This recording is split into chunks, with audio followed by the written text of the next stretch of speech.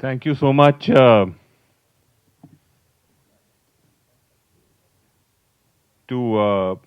the publisher, first and foremost, Mr. Balreddy ji, for doing such a wonderful job of translating the book.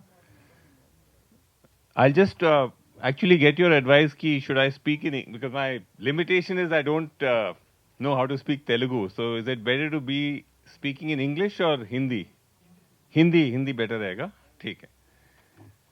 तो ये हैदराबाद है. हाँ, इसीलिए इसीलिए मैंने पूछा कि क्या हिंदी में बात करूंगा. ठीक है, ठीक है. चलिए मैं हिंदी में कोशिश करता हूं. तो बहुत बहुत धन्यवाद बाल रेड्डी जी, आपने हमारी पुस्तक का ट्रांसलेट किया. ये एक्चुअली सेकंड ट्रांसलेशन है आपका जो हुआ है. इससे पहले अभी तमिल का हुआ था, तो उम्मीद है कि और लैंग्वेजेस में भी होगा. और बहुत ही आपने बढ़िया प्रोग्राम किया हमारे लिए.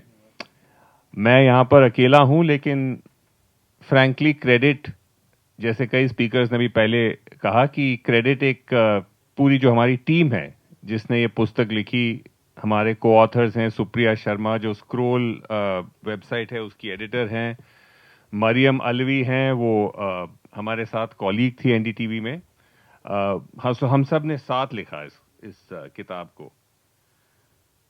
ये मेरे लिए बहुत ही बड़ा प्रिविलेज है हम सब के लिए कि इतना डिस्टिंग्विश्ड पैनल आपने इकट्ठा किया, जिसने इस किताब को पढ़ा, समझा, किस तरीके से प्रेज किया. जस्टिस सुदर्शन रेड्डी ने, प्रोफेसर घंटा चक्रपाणी ने, कल्पना कन्नाबिरान ने, जमीला निशाद जी ने, और जो अंबाटी जी ने पूरा इस बुक को ट्रांसलेट किया. ये हमारे लिए बहुत ही महत्वपूर्ण, and it's a great honour for us. खासकर आपने इसको किस तरीके से इंटरप्रेट किया, कि जिस तरह से जस्टिस सुदर्शन रेड्डी ने इसको कॉन्स्टिट्यूशन देखा, इसमें प्रियम्बल को एक तरह से कनेक्ट किया. और जमीला निशाद जी ने कहा कि ये एक तरह से चिराग की रोशनी है, मेरे ख्याल से इसी शब्द का या इसी मतलब इसी अल्फाज का उन्होंने जिक्र किया. सो आई एम वेरी ग्रेटफुल. एक तरीके से इसके अबव एंड बियॉन्ड मैं क्या कह सकता हूं, जब एक ऑथर की खुद की किताब की समरी हो रही है, तारीफ हो रही है, तो उसके ऊपर कहना बहुत ज्यादा मैं उचित नहीं मानता. और कई सारे पॉइंट्स जो बुक में हैं और उसका जो महत्व है, उसको एक तरह से कवर कर चुके हैं सब लोग. बट मैं इतना कहना चाहूंगा कि एक तरीके से जब हम ये जिसको हमने वायरल फॉल्सहुड्स बुलाया है, we think of this as a WhatsApp phenomena ज्यादातर, कि ये व्हाट्सएप सोशल मीडिया में घूम रहा है. बट हमारा इसका जो एक प्रेजेंटेशन, या जो हम जिस फ्रेम से हम इसको अप्रोच कर रहे हैं, कि दिस इज अ बुक और these are falsehoods about power. We are political journalist. मैं 30 साल से पॉलिटिकल जर्नलिज्म कर रहा हूं, तो मैं ये व्हाट्सएप और सोशल मीडिया की दुनिया में क्यों घुसा, इन वायरल फॉल्सहुड्स, लव जिहाद, पॉपुलेशन जिहाद, इस सब में मैं क्यों घुसा? क्योंकि ये सोशल मीडिया से नहीं आ रहे जैसे पहले होता था. ये हाईएस्ट लेवल्स ऑफ पावर से आ रहे हैं. अंग्रेजी में इसको कहा जाता है that we are in the era of the big lie. Politicians, जो लोग पावर में हैं, वो हमेशा से ही झूठ बोलते आ रहे हैं. वो हमेशा फैक्ट्स को क्रिएटिवली मरोड़ते तरोड़ते हैं. लेकिन जिस स्केल पर इस वक्त हो रहा है इंडिया में, पूरे देश में, अमेरिका के राष्ट्रपति कहते हैं कि इलेक्शन उनसे चोरी किया गया था. This is the big lie that resulted in an attack on the American capital. उसी तरीके से इंडिया में प्रधानमंत्री से लेकर, गृह मंत्री से लेकर, कैबिनेट मिनिस्टर्स इस बिग लाई को प्रोपगेट कर रहे हैं कि हिंदू खतरे में है. यानी कि 800 million Hindus are under threat from 200. मतलब कोई भी किसी भी देश में अगर ये कहा जाए, तो कैन यू इमेजिन क्या लॉजिक है इसका, कि close to 800 क्या हुआ, now almost Hindus are probably in the range of over 1 billion. So over 1 billion are in threat from 200 million. This is the big lie. तो जैसे मैंने कहा कि ये नो लॉन्गर लिमिटेड है fringe groups of the Sangh Parivar, ये no longer limited है social media.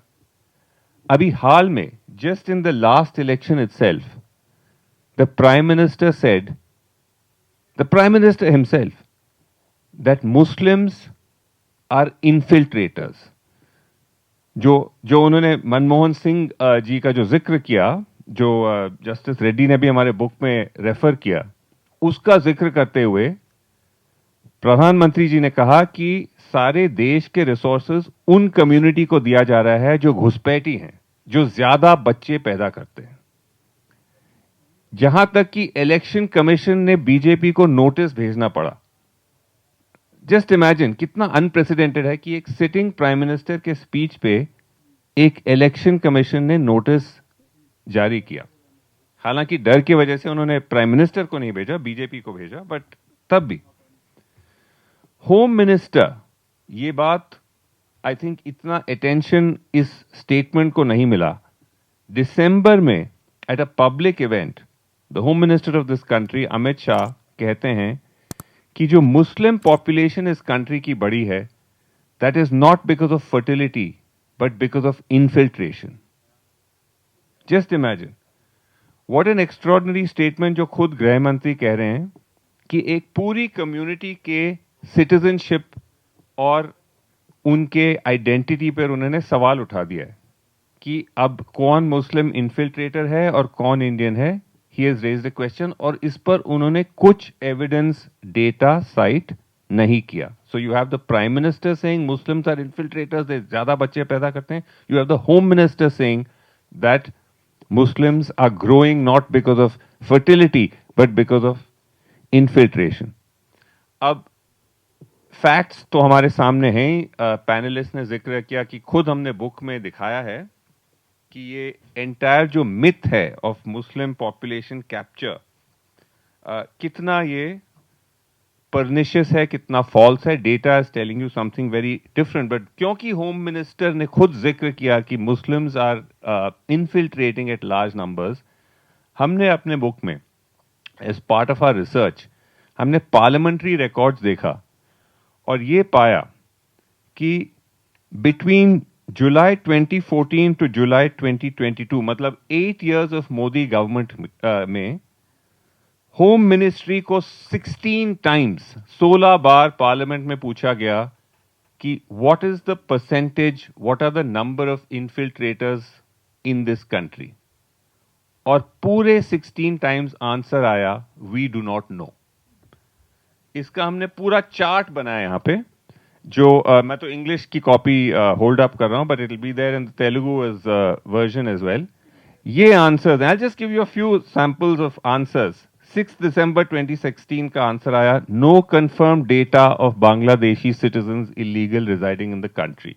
December 2015, no correct estimate of the total number of immigrants staying in the country.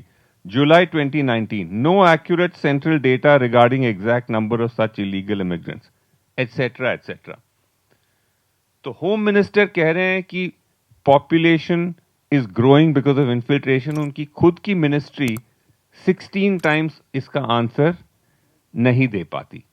This is what I mean when we talk about how these falsehoods are about power. ये इसीलिए amplify किया जा रहा है क्योंकि एक तरह से पॉपुलेशन, हिंदू पॉपुलेशन को कॉन्स्टेंटली डर में रखा जाए कि वो खतरे में है, सोसाइटी को बांटा जाए और इसका पॉलिटिकल बेनिफिट रूलिंग एस्टैब्लिशमेंट को हो.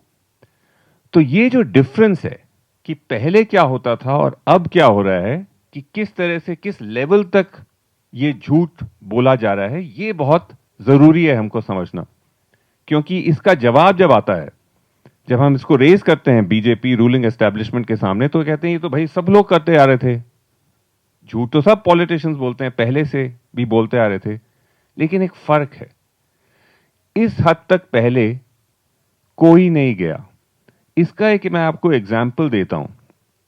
जस्टिस रेड्डी ने हमारे बुक में एक सेक्शन का जिक्र किया जब प्रधानमंत्री ने खुद 2014 कैंपेन के दौरान पिंक रेवोल्यूशन का बहुत बड़ा एक फॉल्सहुड का जिक्र किया। बहुत ही भड़काऊ चीज उन्होंने कहा कि इलीगली करोड़ों में काउ स्लॉटर हो रहा है जो यूपीए ने अलाउ किया। That's why instead of milk white revolution you have pink revolution, जिसकी वजह से उसके बाद there were a spate of attacks against Muslims, particularly Muslims in the country, कुछ दलित्स का भी हुआ on grounds of beef and illegal cow smuggling. That one speech triggered large scale violence. अब उसका comparison करिए। 1966 में we talk of the Parliament attack. We all know the infamous Parliament attack.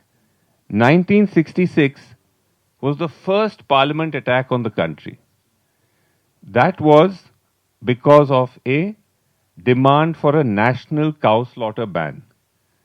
And a march was taken out in Parliament to make this demand. Very incendiary subject in this country. उस वक्त 1966 में एक स्वामी रामेश्वरानंद करके जनसंघ के MP हुआ करते थे। उन्होंने इस मार्च को लीड किया और उन्होंने प्रोटेस्टर्स से कहा कि अगर ये पास नहीं करते हैं बिल, आप घुस जाइए पार्लियामेंट में। And the protesters attacked, violence हुआ, 6 लोग मारे गए, उसमें एक पुलिसमैन भी मरा। उस वक्त कौन थे वहां? जनसंघ के बड़े नेता अटल बिहारी वाजपेयी। उनको लगा उस वक्त कि ये जो मसला है, ये मुद्दा है, ये इससे बहुत ज्यादा हिंसा हो सकती है, वायलेंस हो सकती है, तो उन्होंने क्राउड को काम डाउन करने को कहा। He try to pacify the mob कि let us not make this into a big issue. That is 1966. A gentleman who would go on to become the prime minister is trying to appeal for peace, realizing the incendiary potential of the cow slaughter issue, which is such a volatile issue. And then in 2014, his successor, Prime Minister, to be Prime Minister, is talking of a pink revolution. So that is the shift that we are seeing. And that is why you have today one chief minister, one home minister after another, MPs, MLAs, senior political leaders platforming these theories. One minute it is Himanta Biswa talking about fertilizer jihad, the Uttarakhand chief minister talks of Nakal jihad, Yogi Adityanath talks of Bijli jihad, कि हमारे time में हमने ठीक किया, मुलायम के time में बिजली ज्यादा दिया जाता था ईद के वक्त as oppose to Diwali. This is the reason why we felt that it was required to write this book, because of the nature in which now this has become the new dimension of Indian politics, that power is platforming such theories.